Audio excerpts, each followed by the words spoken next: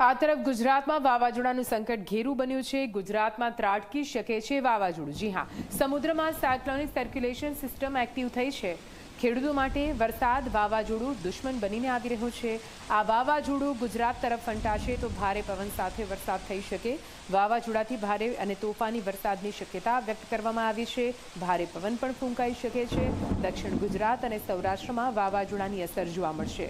દક્ષિણ ગુજરાત અને સૌરાષ્ટ્રમાં ધોધમાર વરસાદની આગાહી કરાઈ છે। આગામી 7 દિવસ દરમિયાન વરસાદની આગાહી છે, જેમાં માછીમારોને કાલ સાંજ સુધી પાછા ફરવા માટે સૂચના અપાઈ છે। સાથે સમુદ્રમાં ન જવા માટે પણ અપીલ કરાઈ। કોંકણમાં સમુદ્રમાં લો પ્રેશર બન્યું છે। અમદાવાદ અને ગાંધીનગરમાં આંધી સાથે ભારે પવન ફૂંકાવાની શરૂઆત સાંજના સમય પછી થઈ શકે છે। અને તમે આ